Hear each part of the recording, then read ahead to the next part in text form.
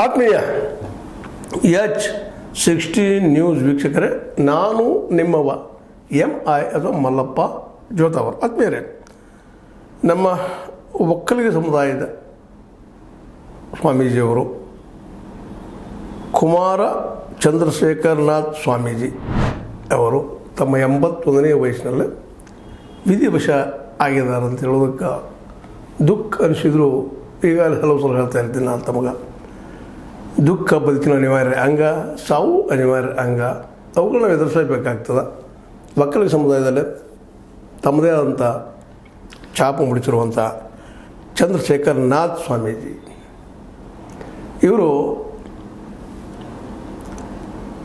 2003 ಒಕ್ಕಲಿಗರ ಪರ್ಯಾಯ ಒಂದು ಪೀಠವನ್ನು ರಚನೆ ಮಾಡಿದರು. ಅದರಲ್ಲೂ ಮುಖ್ಯವಾಗಿ ಆದಿಚುಂಚನಗಿರಿ ಮಠದ ಪೂರ್ವ ಸ್ವಾಮೀಜಿಯವರ ವಿರುದ್ಧವಾಗಿ ಈ ಮಠ ಸ್ಥಾಪನೆ ಮಾಡಿದರು. ಅದು ವಿಶ್ವ ಒಕ್ಕಲಿಗರ ಮಹಾಸಂಸ್ಥಾನ ಮಠ ಅದು ಸಂಸ್ಥಾಪಕರಾದರು ಈ ಸ್ವಾಮೀಜಿಯವರು. ಇದು ಯಾಕೆ ಹುಟ್ಟುಕೊಂಡಿತ್ತು ಯಾಕಂದರೆ ಆಲ್ರೆಡಿ ನಿಮಗೆ ಗೊತ್ತದ, ಆದಿಚುಂಚನಗಿರಿ ಮಠ ಇದ್ದಿದ್ದು ಒಕ್ಕಲಿಗರ ಮಠ. ಅಲ್ಲಿ ಪೂರ್ವದಲ್ಲಿದ್ದಂಥ ಸ್ವಾಮೀಜಿ, ಈಗಿರುತ್ತಿರುವಂತಹ ನಿರ್ಮಲಾನಂದ ಸ್ವಾಮೀಜಿ, ವಿಶೇಷವಾಗಿ ಒಕ್ಕಲಿಗರಿಗೆ ಆ ಮಠದ ಬಗ್ಗೆ ದೊಡ್ಡ ಗೌರವ. ಎಲ್ಲ ರಾಜಕಾರಣಿಗಳಿಗೆ, ಅದರಲ್ಲೂ ಒಕ್ಕಲಿಗ ರಾಜಕಾರಣಿಗಳಿಗೆ ಈ ಪೀಠ ಆಶೀರ್ವಾದವನ್ನು ಮಾಡಿ ಬೆಳೆಸಿದ್ದು ಅದ. ಮತ್ತು ಒಕ್ಕಲಿಗರ ಸಮುದಾಯದ ಏಕೈಕ ಒಂದು ಪೀಠ ಮಠ ಅಂದಕ್ಕಾಗಿ ಅಲ್ಲೇ ಮೆಡಿಕಲ್ ಕಾಲೇಜ್ ಆಗಿರ್ಬೋದು, ಇಂಜಿನಿಯರಿಂಗ್ ಕಾಲೇಜ್ ಆಗಿರ್ಬೋದು, ಅನೇಕ ಒಳ್ಳೆಯ ಡೆವಲಪ್ಮೆಂಟ್ಗಳೆಲ್ಲ ಆಗಿದಾವೆ ಅನ್ನೋದನ್ನು ನಾವಿಲ್ಲಿ ಮಾಡಲಿಕ್ಕೆ ಆಗೋದಿಲ್ಲ. ಆದಿಚುಂಚನಗಿರಿ ಈ ಮಠ ಇದ್ದಿದ್ದು ವಿಶೇಷವಾಗಿ ಸುತ್ತೂರು ಮಠದ ಒಂದು ಲೆವೆಲ್ದಲ್ಲಿ ಬೆಳೆತಿದ್ದಂಥ ಮಠ, ಒಕ್ಕಲಿಗರೆಲ್ಲರ ಆರಾಧ್ಯ ದೇವ. ಇದು ನಮ್ಮ ಈ ಆದಿಚುಂಚನಗಿರಿ ಮಠದಾದ್ರೆ ಈ ನಮ್ಮ ವಿಶ್ವ ಒಕ್ಕಲಿಗರ ಮಹಾಸಂಸ್ಥಾನ ಮಠದ ಈ ಸ್ಥಾಪನೆ ಇದರ ಡಾಮಿನೆನ್ಸಿಯನ್ನು ಮುರಿಸುವಾಗ ಆಯಿತು. ಅದಕ್ಕೆ ನಮ್ಮ ದೇವೇಗೌಡರು ಕಾರಣಕರ್ತರು. ನಿಮಗೆ ನಿರಂತರ ಗೊತ್ತದ, ಒಕ್ಕಲಿಗರಲ್ಲೇ ನಮ್ಮ DKC ಅವರಿಗೆ ಮತ್ತು ನಮ್ಮ ದೇವೇಗೌಡರ ಕುಟುಂಬಕ್ಕೆ ತಿಕ್ಕಾಟಿದ್ದಿದ್ದೇನೆ ಯಾವ ಕಾಲಕ್ಕೆ. ಅದರಲ್ಲೂ ವಿಶೇಷವಾಗಿ ಪೂರ್ವದ ಪೀಠಾಧೀಶರು ಈ ಒಂದು ಆದಿಚುಂಚನಗಿರಿ ಮಠದ ಆ ಸ್ವಾಮೀಜಿಯವರು ಸ್ವಲ್ಪ ದೂರ ಸರಿಸಿದ್ರು ನಮ್ಮ ದೇವೇಗೌಡರನ್ನ. ಆ ನೆಲೆಯಲ್ಲಿ ಇವರು ಒಂದು ತಮ್ಮ ರಾಜಕೀಯ ಸ್ಥಾಪಿಸೋ ಸಲುವಾಗಿ ಮಠ ಸ್ಥಾಪಿಸೋರು ಅಂತ ಕೆಲವೊಂದಿಷ್ಟು ಮಾತಾಡ್ತಾರೆ. ಆದರೆ ಈ ಸಂದರ್ಭದಲ್ಲಿ ಅದನ್ನು ಮಾತಾಡಲಿಕ್ಕೆ ಹೋಗುವಂಥದ್ದೆಲ್ಲ ಆದರೂ ಕೆಲವೊಂದಿಷ್ಟು ಸತ್ಯಗಳು ಗೊತ್ತಾಗಬೇಕಾಗ್ತದೆ. ಈ ಸ್ವಾಮೀಜಿಯವರು ದೇವೇಗೌಡರು ನಂಬಿಕೊಂಡು ಅಥವಾ ನಿಶ್ಚಿತವಾಗಿ ಅವರಿಗೆ ಆ ಒಕ್ಕಲಿಗ ಸಮುದಾಯದ ಪ್ರೀತಿಯೋ ಒಂದಿಷ್ಟು ಜನ ಇವರನ್ನು ನಮ್ಮ ಸ್ವಾಮೀಜಿ ಅಂತ ಅಂದರು. ಅವರು ಮಠ ಸ್ಥಾಪನೆ ಮಾಡಿದರು ಕೆಂಗೇರಿಯಲ್ಲೇ.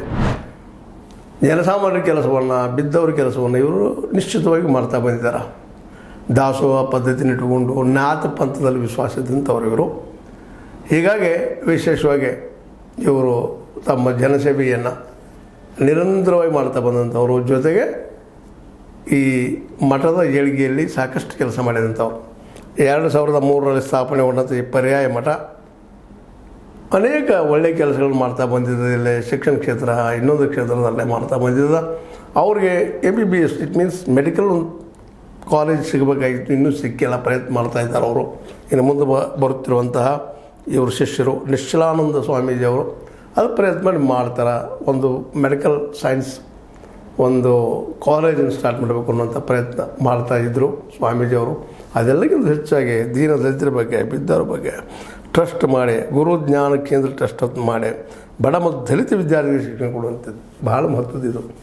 ಬಡ ಮತ್ತು ದಲಿತ ವಿದ್ಯಾರ್ಥಿಗಳಿಗೆ, ವಿಶೇಷವಾಗಿ ದಲಿತ ಅದರ ಬಿದ್ದ ಸಮುದಾಯ ಅನ್ನದಾಸೋಹ ಮಾಡಿ ಆ ಮಕ್ಕಳಿಗೆಲ್ಲ ಒಂದು ಬದುಕು ಪ್ರಯತ್ನ ಮಾಡಿದವರು ಶಿಕ್ಷಣ ನೀಡ್ತಾ ಇರೋರು ಭಾಳ ಮಹತ್ವದ ಕೆಲಸ. ಮಠಗಳೆಲ್ಲ ಇಲ್ಲಿವರೆಗೆ ಆದಂಥ ಎಲ್ಲ ಮಠಗಳು ಹೆಚ್ಚು ಶಿಕ್ಷಣಕ್ಕೆ ಆದ್ಯತೆ ಕೊಟ್ಟಿದ್ದಾವೆ ಅನ್ನೋದನ್ನು ನಾವು ಯಾರೂ ಮರಲಿಕ್ಕೆ ಸಾಧ್ಯ ಇಲ್ಲ. ಯಾಕಂದ್ರೆ ಉತ್ತರ ಕರ್ನಾಟಕದಲ್ಲೇ ಆಗಲಿ, ದಕ್ಷಿಣ ಕರ್ನಾಟಕದಲ್ಲೇ ಆಗಲಿ, ಎಲ್ಲೂ ಆಗಲಿ ಮಠಗಳ ಮಾತ್ರ ಶಿಕ್ಷಣಕ್ಕೆ ಆದ್ಯತೆ ಕೊಡ್ತಾ ಬಂದ ಇಲ್ಲಿಯ ಒಂದು ಜ್ಞಾನವನ್ನು ಹೆಚ್ಚು ಮಾಡಿಸುವಂಥ ಕೆಲಸವನ್ನು ಮಾಡ್ತಾ ಬಂದಿದ್ದೇವೆ. ಹೀಗಾಗಿ ಎಜುಕೇಷನ್ ಅನ್ನೋದು ಈ ದೇಣಿಗೆಯಲ್ಲಿ ಮಠಗಳ ಒಂದು ಪಾತ್ರ ಭಾಳ ದೊಡ್ಡದು.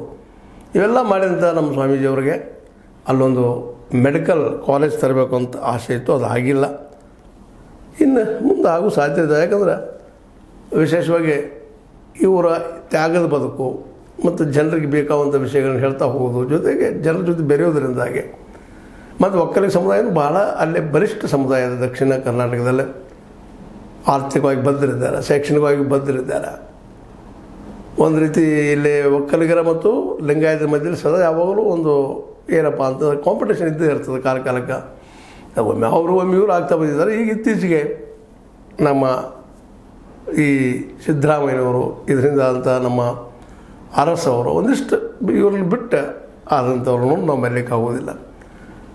ಯಾಕಂದರೆ ಒಕ್ಕಲಿಗ ಮತ್ತು ಲಿಂಗಾಯತ ಸಮುದಾಯದವರು ಶಿಕ್ಷಣ ಸಂಸ್ಥೆಗಳನ್ನು ಬೆಳೆಸ್ಕೊಂಡಿದ್ದಾರೆ, ತಮ್ಮ ಮಕ್ಕಳಿಗೆ ಎಜುಕೇಷನ್ ಕೊಡ್ತಾ ಇದ್ದಾರೆ. ಭಾಳ ಸಂತೋಷ ಬೆಳೆಸಲಿ. ಜೊತೆಗೆ ಅವ್ರಿಗೆ ಎಷ್ಟು ಸಾಧ್ಯತೆ ಅಷ್ಟು ದಲಿತ ಮಕ್ಕಳಿಗೆ, ಹಿಂದುಳಿದವ್ರ ಮಕ್ಕಳಿಗೂ ಎಜುಕೇಷನ್ ಕೊಡ್ತಾಯಿದ್ದಾರೆ. ಇಲ್ಲ ಅಂತಲ್ಲ, ಯಾವ ಬಡ ಮಕ್ಕಳಿದ್ದಾರೆ ಅವ್ರನ್ನೆಲ್ಲ ಹಿಡ್ಕೊಳ್ಳೋಂಥ ಪ್ರಯತ್ನ ಮಾಡಿದ್ದಾರೆ. ಆದರೆ ಮ್ಯಾಕ್ಸಿಮಮ್ ತಮ್ಮ ಸಮುದಾಯ ಜನರು ಹೆಚ್ಚಿಗೆ ಅನುಕೂಲ ಆಗುವಂಥ ಒಂದು ಮನಸ್ಥಿತಿ ಅವರು ಇದ್ದಾರೆ. ಅದಕ್ಕಾಗಿ ಆ ಶಿಕ್ಷಣ ವಿಷಯ ಬಂದಾಗ ಯಾವುದೇ ಮಠ ಇರಲಿ, ಪ್ರಾಥಮಿಕ ಹಂತದ ಮತ್ತು ಮಾಧ್ಯಮಿಕ ಹಂತದ ಶಿಕ್ಷಣವನ್ನು ಅವ್ರು ಕೊಟ್ಟು ಆ ಮಕ್ಕಳಿಗೆ ದಾಸೋ ಮುಂದಿಷ್ಟು ಅನುಕೂಲ ಮಾಡಿ ಅಲ್ಲೇ ಎಷ್ಟೋ ಮಕ್ಕಳಿಗೆ ಅಕ್ಷರ ಜ್ಞಾನ ಕೊಡಿಸಿದಂಥ ಕೀರ್ತಿ ಇವ್ರಿಗೆ ಸಲ್ತದೆ. ಅದರಲ್ಲೂ ಈ ಪರ್ಯಾಯ ಪೀಠ ಆದಂಥ ಒಕ್ಕಲಿಗರದ್ದು ಇಲ್ಲಂತೂ ಈ ವಿಶೇಷ ಈ ಬಿದ್ದ ಮಕ್ಕಳ, ಬಡವ್ರ ಮಕ್ಕಳ ಸಲುವಾಗಿ ಕಾಳಜಿ ವಹಿಸಿದ್ದು ಮಾತ್ರ ಯಾವಾಗಲೂ ಮರೀಲಿಕ್ಕೆ ಸಾಧ್ಯ ಇಲ್ಲ. ಇಂಥ ಒಬ್ಬ ಪರೋಪಕಾರಿಯಾದಂತಹ ಪರಸೇವೆಯೇ ಅಥವಾ ಬಡವರ ಸೇವೆ ನನ್ನ ದೇವರ ಸೇವೆ ಅಂತನ್ನುವಂಥ ಈ ನಮ್ಮ ಚಂದ್ರಶೇಖರನಾಥ ಸ್ವಾಮೀಜಿಯವರು ತಮ್ಮ ಕೆಂಗೇರಿ ಮಠದಲ್ಲೇ ತೀರ್ಕೊಂಡ್ರು. ಇತ್ತೀಚೆಗೆ ಅವ್ರಿಗೂ ಪಾಪ 2021 ಕ್ಯಾನ್ಸರ್ ಆಗಿತ್ತು. ಕ್ಯಾನ್ಸರ್ ಆಗಿ ಅದರಿಂದ ಉಳ್ಕೊಂಡಿದ್ರು, ಏನೋ ಒಟ್ಟು ದಾಟಿ ಬಂದಿದ್ರು. ಆದರೆ ಈಗ ಅವ್ರು ನಮ್ಮನ್ನೆಲ್ಲ ಅಗಲು ಹೋಗಿದ್ದಾರೆ. ಆ ಅಗಲುವಿಕೆ ನಿಶ್ಚಿತವಾಗಿಯೂ ಅನೇಕ ಒಕ್ಕಲಿಗರ ಕುಟುಂಬದಲ್ಲಿ ನೋವನ್ನು ಉಂಟು ಮಾಡಿದ್ದೀನಿ ಸುಳ್ಳಲ್ಲ. ಜೊತೆಗೆ ಇನ್ನುಳಿದ ಕುಟುಂಬಗಳಲ್ಲೂ ಸಹಿತ.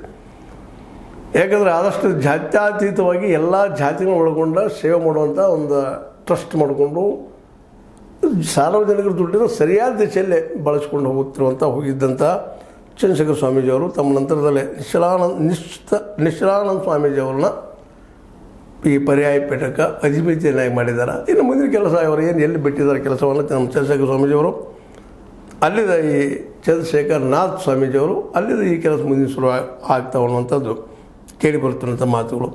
ಈ ಸಂದರ್ಭದಲ್ಲೇ ವಿಶೇಷವಾಗಿ ಇವ್ರ ಎಜುಕೇಷನ್ ಬಗ್ಗೆ BCom ಆಗಿತ್ತು. ಮುಂದೆ ಅದೇ ಕಾಲಕ್ಕೆ ಆದಿಚುಂಚನಗಿರಿ ಮಠದ ಹಿಂದಿನ ಪೀಠಾಧಿಪತಿ ರಮಾನಂದನಾಥ್ ಸ್ವಾಮೀಜಿಯವರ ಮೊದಲ ಶಿಷ್ಯರಾಗಿ ದೀಕ್ಷೆ ಸ್ವೀಕರಿಸಿ ಚಂದ್ರಶೇಖರನಾಥ ಸ್ವಾಮೀಜಿಯವರು ಆಗಿದ್ದರು. ಎಲ್ಲ ನೆಲೆಯಲ್ಲೇ ನಮ್ಮ ಈ ಆದಿಚುಂಚನಗಿರಿ ಜೋಡಿ ಸಂಬಂಧ ಇದ್ದರು.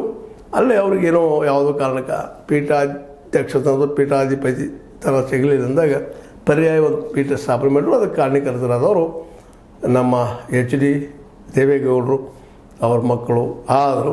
ಅದ ನಂತರದ ಮತ್ತೇನೋ ದೂರ ಸರಿದು ಮತ್ತೆ ಕೂಡಿದ್ರು. ಇವತ್ತು ಅನಿವಾರ್ಯ ಇಲ್ಲಪ್ಪ ಒಂದು ಮಠ ಬೇಕು ನಮಗೂ ಅನ್ನೋ ಕಾರಣಕ್ಕಾಗಿ ಅದ್ರ ಜೊತೆಗೂ ಸಂಪರ್ಕ ಹೊರಟಿದ್ರು. ಅದೇನೂ ಇರಲಿ, ಯಾವುದೇ ಅವರಲ್ಲಿ ವಿಚಾರ ಇರಲಿ, ಆದರೆ ಒಂದು ಒಳ್ಳೆಯ ಕೆಲಸಕ್ಕಾಗಿ ಈ ಮಠ ಸ್ಥಾಪನೆ ಆಗಿದ್ದು, ಶಿಕ್ಷಣ ಕೊಡಿಸಿದ್ದು, ಇದೆಲ್ಲನೂ ಏನಪ್ಪ ಅಂದ್ರೆ ಅದರಲ್ಲೂ ಬಿದ್ದ ಸಮುದಾಯಕ್ಕೆ ಹೆಲ್ಪ್ ಮಾಡಿದ್ದು ಯಾವುದೂ ಮರೀಲಿಕ್ಕಾಗೋದಿಲ್ಲ. ಇಂಥ ಸ್ವಾಮೀಜಿಯವರು ಸಣ್ಣ ಪುಟ್ಟ ದೋಷಗಳು ಇರ್ಬೋದು, ದೋಷ ಯಾರಲ್ಲಿಲ್ಲ, ತಪ್ಪಿಲ್ಲ, ಇಲ್ಲದವ್ರು ಯಾರಿದ್ದಾರೆ, ಎಲ್ಲರೂ ತಪ್ಪು ಮಾಡೋರಲ್ಲ.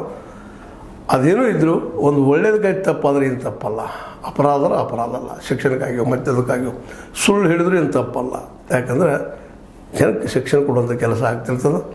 ಆ ಶಿಕ್ಷಣದಿಂದ ಒಬ್ಬ ವ್ಯಕ್ತಿ ತಯಾರಾಗ್ತಾನೆ, ಈ ದೇಶದ ಸಂಪತ್ತು ತಯಾರಾಗ್ತದೆ ಅನ್ನೋದು ನಾವು ಯಾರೂ ಮರೀಲಿಕ್ಕೆ ಸಾಧ್ಯ ಇಲ್ಲ. ಶಿಕ್ಷಣ ಒಂದೇ ಈ ದೇಶದ ಇವತ್ತಿನ ದುಸ್ಥಿತಿಯನ್ನು ಪರಿಹಾರ ಮಾಡಲಿಕ್ಕೆ ಸಾಧ್ಯ, ಅಂದ್ಬಿಟ್ಟು ಬೇರೆ ಯಾವುದೂ ಇಲ್ಲ. ಅದಕ್ಕಾಗಿ ನಾವು ಮೆಂದಲ್ ಪ್ರತಿಪಾದನೆ ಮಾಡೋದು ಎಲ್ಲರಿಗೂ ಶಿಕ್ಷಣ ಸಿಗುವಂಥ ಒಂದು ವ್ಯವಸ್ಥೆ ಬರಲಿ. ಸರ್ಕಾರ ಎಲ್ಲರಿಗೂ ಅಪ್ ಟು ಹೈಯರ್ ಎಜುಕೇಷನ್ ತನಕ ಫ್ರೀ ಎಜುಕೇಷನ್ ಕೊಟ್ಟರೆ ನಿಶ್ಚಿತವಾಗಿಯೂ ಈ ದೇಶ ಒಂದು ಬಲಿಷ್ಠ ದೇಶ ಆಗ್ತಿದ್ದು ಅನ್ನೋದು ಎರಡು ಮಾತೇ ಇಲ್ಲ. ಎಲ್ಲ ಮಕ್ಕಳಿಗೂ ಸಿಗಬೇಕು, ಅದರಲ್ಲೂ ವೈಜ್ಞಾನಿಕ ಶಿಕ್ಷಣ ಸಿಗಬೇಕಾಗಿದೆ ನಮಗೆ. ಆ ಶಿಕ್ಷಣ ಸಿಕ್ತಂದ್ರೆ ಈ ದೇಶಕ್ಕೆ ನಿಶ್ಚಿತವಾಗಿಯೂ ಶ್ರೀಮಂತಿಗೆ ತಂತನ ಬರ್ತದೆ ರೀ. ಯಾಕಂದ್ರೆ ಶಿಕ್ಷಣ ಇತ್ತಂದ್ರೆ ಹಾದಿ ಹುಡುಕ್ಸಕ್ಕೆ ಹಸ್ತದೆ.